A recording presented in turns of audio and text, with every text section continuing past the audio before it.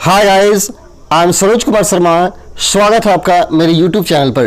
Guys, आज हम लोग चर्चा करेंगे कि यदि कोई आवेदक सीएससी आईडी के लिए अप्लाई करता है और उसका एप्लीकेशन रिजेक्ट हो जाता है तो इसका क्या कारण है और रिजेक्ट हुए एप्लीकेशन को वह कैसे अप्रूव कराएगा, इसके लिए उसे क्या करना पड़ेगा, इसके बारे में हम लोग चर्चा करेंगे।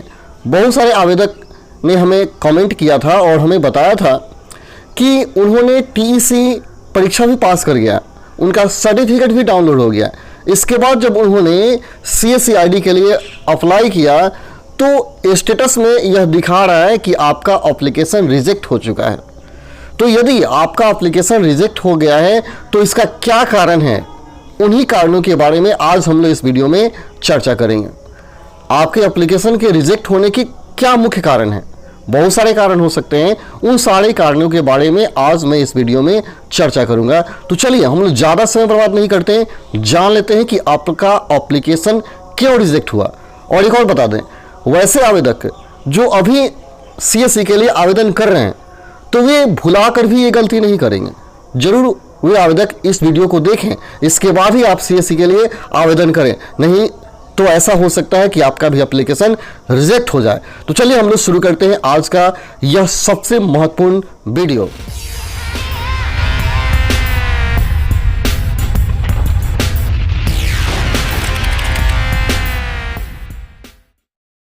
गाइस, आपका एप्लीकेशन रिजेक्ट हो गया, बड़े दुख की बात है। और एक बात उनके लिए हम बता देना चाहेंगे जो नए आवेदक हैं, वे भुलाकर ये गलती ना करेंगे। याद रहे कि आपके एप्लीकेशन के रिजेक्ट होने का कोई बड़ा कारण नहीं है, मात्र 3 कारण हैं जिसके वजह से आपका एप्लीकेशन रिजेक्ट हुआ है। तो आप ध्यान से मेरे बातों को सुनिए और उन कारणों का आप समाधान करके ही आवेदन करें। और जिन व्यक्तियों का आवेदन रिजेक्ट हो गया, एप्लीकेशन रिजेक्ट हो गया है, उनका समाधान क्या है मैं आपको इस वीडियो के अंत में जरूर बताऊंगा। पहले ये जान लीजिए कि आपका एप्लीकेशन क्यों रिजेक्ट हुआ है, रिजेक्ट होने का कारण क्या है। एप्लीकेशन रिजेक्ट होने का सबसे बड़ा कारण और सबसे पहला कारण है आपका मोबाइल नंबर। आपको सुनकर आश्चर्य हो रहा होगा कि मोबाइल नंबर से कैसे एप्लीकेशन रिजेक्ट हो गया। तो हाँ, यही सत्य है कि आपके मोबाइल नंबर की वजह से आपका एप्लीकेशन रिजेक्ट हो गया है। जैसे आपको मैं समझा रहा हूँ, बहुत सारे आवेदक हैं जिन्होंने क्या किया कि टीईसी का रजिस्ट्रेशन करते समय, टीईसी सर्टिफिकेट के लिए रजिस्ट्रेशन करते समय एक अलग मोबाइल नंबर उन्होंने दे दिया जो आपके आधार से लिंक नहीं था, और टीईसी का आवेदन कर दिया, परीक्षा भी पास कर गए, सब कुछ कर लिए, उनका सर्टिफिकेट भी डाउनलोड हो गया। और जब वे सीएससी का आवेदन करने गए तो उन्होंने क्या किया कि वह मोबाइल नंबर उसमें डाला जो उनके आधार के साथ लिंक है। तो दोनों नंबर अलग अलग हो गया, जिसके वजह से उनका एप्लीकेशन रिजेक्ट हो गया। और रिजेक्ट हो गया, दोबारा एप्लीकेशन देने के लिए उनके ईमेल पर मैसेज भी आया कि आप फ्रेश आवेदन करें, और वे फ्रेश भी आवेदन किए। इसके बाद भी क्या हुआ, रिजेक्ट हो गया। तो आप समझ जाइए कि आपका मोबाइल नंबर जो पहला आपने दिया था वो आधार से लिंक नहीं था, दोबारा आपने उस नंबर को डाल दिया जो आधार से लिंक है, इसी वजह से आपका एप्लीकेशन रिजेक्ट हो गया है, कोई दूसरा कारण नहीं है। एप्लीकेशन रिजेक्ट होने का दूसरा कारण है लॉन्गिट्यूड एंड लेटीट्यूड। आप देखे होंगे जब सीएससी आईडी के लिए एप्लीकेशन किया जाता है तो एप्लीकेशन प्रोसेस के क्रम में एक ऐसा क्षण आता है जहां आपको लॉन्गिट्यूड और लेटीट्यूड डालना होता है। उसके लिए आपको जीपीएस की सहायता से ट्रेस करना पड़ता है और सही लोकेशन पर जाकर लेटीट्यूड और लॉन्गिट्यूड आपको देना होता है। यदि आपका लेटीट्यूड और लॉन्गिट्यूड गलत हो जाता है तो आपका एप्लीकेशन अप्रूव्ड कभी नहीं होगा और हर बार रिजेक्ट हो जाएगा। तो आप दूसरे कारण को सही से मैनेज करेंगे, अपना लेटीट्यूड और लॉन्गिट्यूड सही डालेंगे। यदि आपका लेटीट्यूड और लॉन्गिट्यूड सही है तो आपका पता अच्छा से ट्रेस हो पाएगा और आपका एप्लीकेशन अप्रूव हो जाएगा।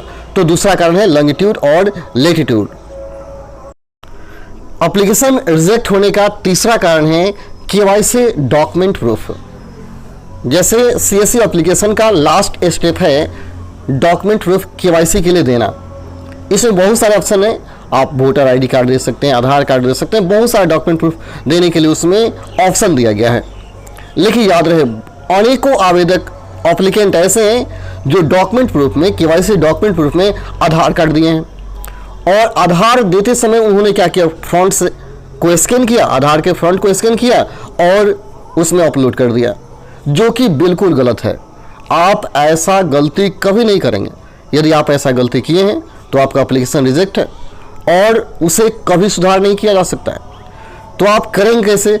जब भी आप CSC ID के लिए एप्लीकेशन डालें तो केवाईसी डॉक्यूमेंट प्रूफ में आधार दें, लेकिन आधार को क्या करें, दोनों साइड को से स्कैन करें और फोटोशॉप में जाकर दोनों को एक साथ जोड़ लें और जोड़ करके पूरा बैक साइड और फ्रंट साइड दोनों एक साथ आप फोटोशॉप में क्या किए, ऐड कर लिए। ऐड करने के बाद उसे क्या कीजिए, वहां अपलोड कीजिए, जिसमें आपका फ्रंट साइड भी आधार कार्ड दिख रहा हो और बैक साइड भी दिख रहा हो। अगर आप केवल फ्रंट से स्कैन करके डाल दिए हैं तो आपका एप्लीकेशन रिजेक्ट हो गया है और उसे किसी भी हालत में सुधार नहीं किया जा सकता है। अतः जब भी CSC ID के लिए एप्लीकेशन आप डालें तो याद रहे, डॉक्यूमेंट प्रूफ में आधार कार्ड डालेंगे, लेकिन दोनों साइड का स्कैन करेंगे, फ्रंट साइड और बैक साइड स्कैन करके फोटोशॉप में दोनों को पहले ऐड कर लेंगे। जैसा मैंने आपको यहां दिखाया, देख लीजिए, ऐसे आप ऐड कर लेंगे। ऐड करके तब क्या करेंगे, आप उसमें अपलोड करेंगे तो आपका एप्लीकेशन रिजेक्ट नहीं होगा। कुछ महत्वपूर्ण बातें हम लोग जान लेते हैं। यदि आपका एप्लीकेशन रिजेक्ट हो गया है और रिजेक्ट होने का कारण आपका मोबाइल नंबर है, यानी TC का रजिस्ट्रेशन करते समय आपने कोई और मोबाइल नंबर दिया और CSC का एप्लीकेशन डालते समय आपने वह नंबर दिया जो आपके आधार से लिंक है और आपका एप्लीकेशन रिजेक्ट हो गया है, तो एक बात आप कान खोलकर सुन लें और याद कर लें कि आपका एप्लीकेशन दुनिया का कोई ताकत अप्रूव नहीं करेगा। क्योंकि CSC के अधिकारी को यह बात पता चल गया है कि आपने TC का असेसमेंट किसी और से पूरा करवा लिया और जब लाइव एग्जाम की बारी आई तो अपने से पूरा किए, यानी दो व्यक्ति पूरा किए हैं। अतः आपका एप्लीकेशन किसी भी हालत में अप्रूव्ड नहीं होगा। आपके लिए बेहतर ये होगा कि आप फिर से फ्रेश TC के लिए आवेदन करें, फिर से 1500 रुपया खर्च करें और फिर से एग्जाम दें, असेसमेंट पूरा करें और तब जाके नए प्रोसेस से सारा काम करें, क्योंकि आपका एप्लीकेशन अप्रूव होने वाला नहीं है। यदि कोई व्यक्ति कुछ कह रहा है आपके बारे में कि आपका एप्लीकेशन अप्रूव हो जाएगा तो वो गलत कह रहा है। वह व्यक्ति आपको गधा बना रहा है, यानी आपका एप्लीकेशन कभी अप्रूव होने वाला नहीं है। दूसरी बात, यदि आपका एप्लीकेशन आपके लेटीट्यूड और लॉन्गिट्यूड की वजह से डिसअप्रूव हो गया, रिजेक्ट हो गया है, या आपका एप्लीकेशन आपके केवाईसी डॉक्यूमेंट प्रूफ की वजह से रिजेक्ट हो गया है, तो इसका समाधान है। आप पुनः री आवेदन करें, उसमें ऑप्शन है, री आवेदन करें, आपका आवेदन हो जाएगा, आपका आवेदन अप्रूव्ड हो जाएगा। आपको चिंता करने की जरूरत नहीं है।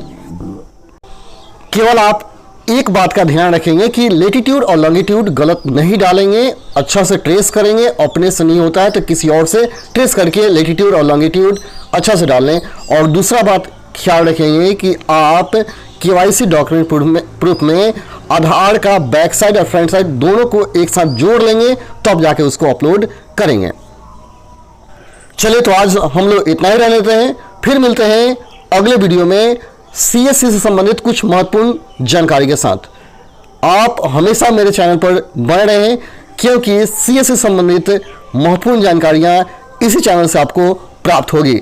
चलिए, तब तक के लिए धन्यवाद। जय हिंद, जय भारत।